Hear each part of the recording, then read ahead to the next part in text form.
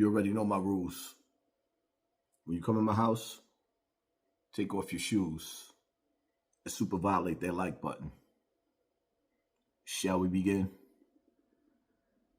Shall we begin? So now that you're angry, fired up, ready to go, let's do something, I'm ready. All right, I'm gonna tell you what you're gonna do. You're gonna take a deep breath. Pay attention. The American public is like a wind-up toy. The people that do these terrible things wind us up, set us up, and let us go. And you go. This time, we're not gonna do that. The worst thing we could do right now is, one, grab our guns and gear and go to the city to take back what's ours. We have no organization, okay? Half of you don't even know who the enemy is. The second thing we're not gonna do is believe what the media tells us, no matter what. They're going to lie.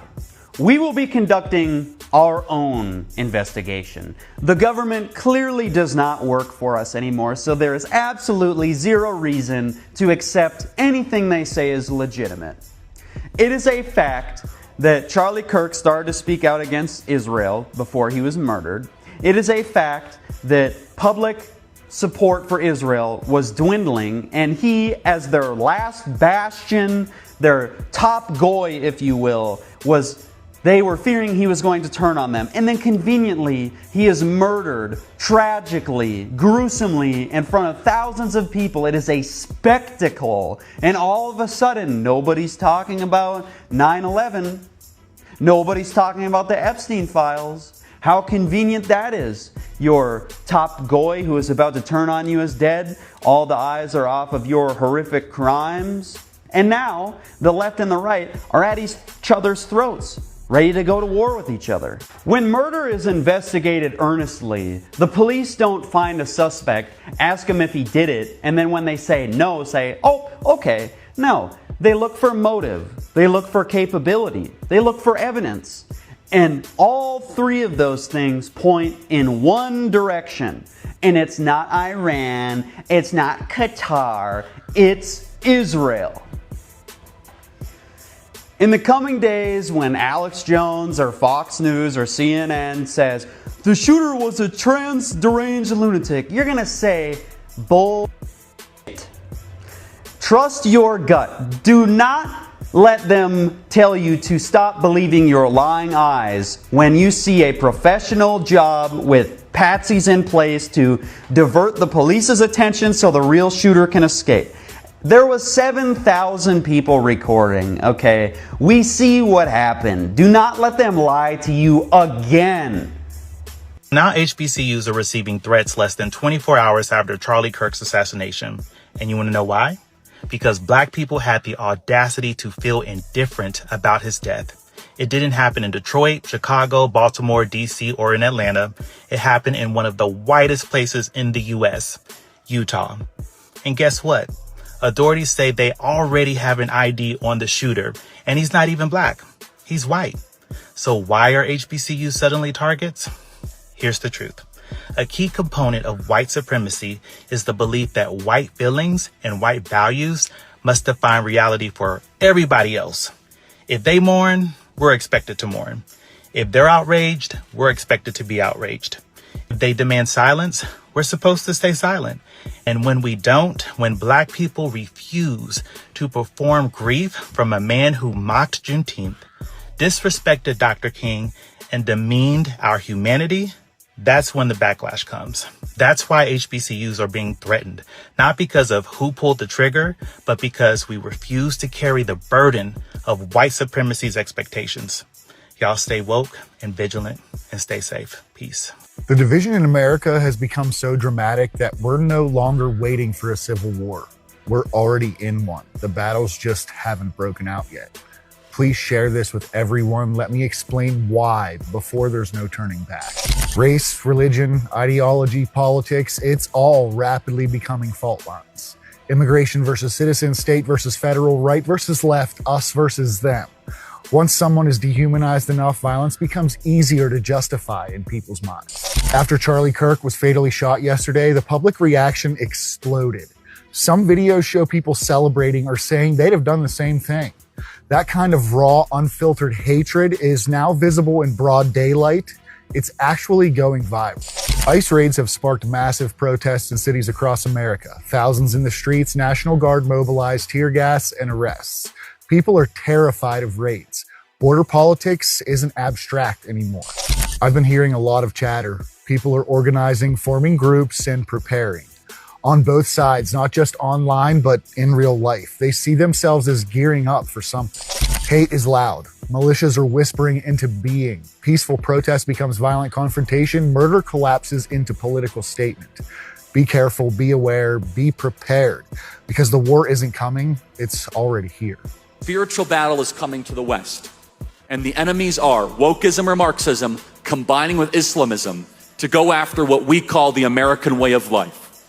And the American way of life is very simple. I want to be able to get married, buy a home, have kids, allow them to ride their bike till the sun goes down, send them to a good school, have a low crime neighborhood, not to have my kid be taught the lesbian, gay, transgender garbage in their school, while also not having them have to hear the Muslim call to prayer 5 times a day.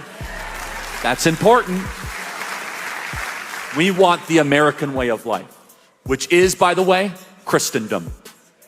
Christians, our sacrifice, our toil, our vision, the outgrowth of the scriptures gave us Western civilization. And this is where I think is a great rallying cry. Doesn't matter if you're Hispanic, doesn't matter if you're Asian, doesn't matter if you're black or white. Everybody, if you are Christian and Jesus Christ is your Lord and Savior, these two threats are combining forces to come after us. And it's time that the church stands and rises up against it. Yep. I'm not going to even sit up here in front. I don't like him.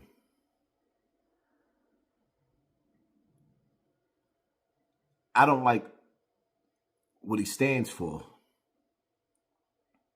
I didn't like the fact that while he was giving his speech, which was very, very, very, very weird, at the same time he started talking about mass shootings, he got his TV turned off. Meanwhile, all over America, black people has become somehow the face of crime. We have become the face of crime. Meanwhile, he's giving his speech.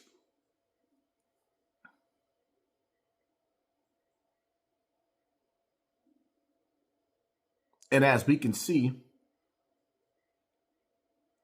the images of the shooter, well, he was white. But scratch all that. There's a bigger picture and a bigger message being sent when it comes to Charlie Kirk's death. He was using his voice. He died the same way Malcolm X did, and he died the same way Martin Luther King did. Whether we like it or not, he was using his voice. And he said some things to offend some people that's in power. And it don't take a rocket scientist to figure out who was behind doing what they did to him. I mean, the reality of it is the average person can't go 200 meters away and hit this dude in his neck the way that he did and get away with it. We already know that this was a call from the higher ups. It is what it is. Now, the whole key to it is reading in between the lines. I'm going to say this again. He died the same way Martin Luther King did. He died the same way Malcolm X did. He died the same way JFK did. The only difference was that the world was watching. Now you got to ask yourself a question. Here it is, you got a killer that goes on a mission to kill. Why he didn't catch him coming out of work? Why he didn't catch him in his driveway? Because there was a message that needed to be sent to the world. Not to him, but to the world.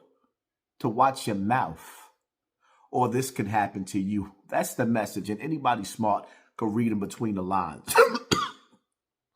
Anybody with a brain, you can read in between the lines. Now, the question is, to all you good, courageous white folks out there that put a battery in his back and made him feel like he had your protection, the question is what are you going to do about it? And that doesn't mean go out there and pick victims or sit up there and blame people that didn't have nothing to do with that, because y'all common sense, y'all know who did that. Y'all know who he started talking about, who he started flipping on. I'm not going to sit up here and tell you what y'all already know. That nigga was beefing with the same niggas he was beefing with the same people that was beefing with Jesus. The same people that turned his TV off, turned Jesus' TV off. Now you read in between the lines. It is what it is. I mean, a lot of y'all dudes, y'all all geared up. Y'all got all y'all artillery. What are you going to do about it? That's the question. That's what I want to see. This is the meat and potatoes right here. What are you going to do? Because a lot of y'all all mouth.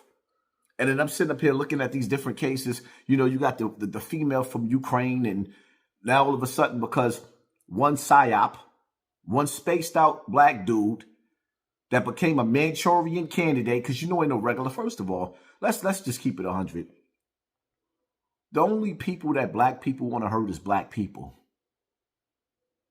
So I don't even understand where's all these conversations coming from with white people talking about a race war with black people. Black people ain't bothering no white people. We ain't looking to bother y'all. We only bothering each other.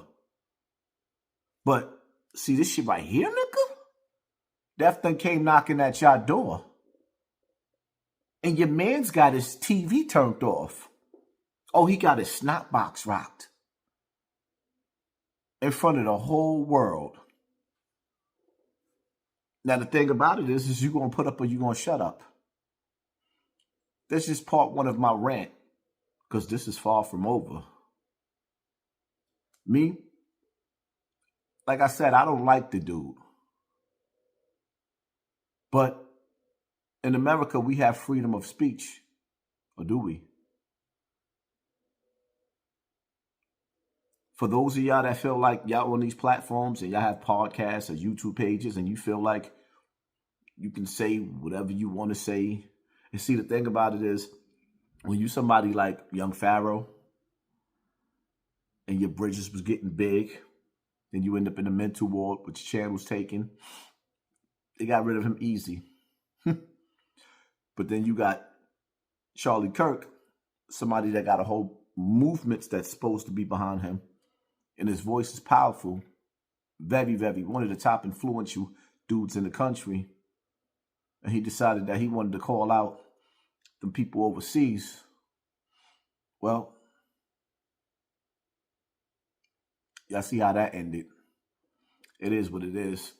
Stay tuned for my live. And I got way more videos coming. Hit that like button, hit that share button, hit that subscribe button, and pay attention to your circle before they hurt you. I'm out.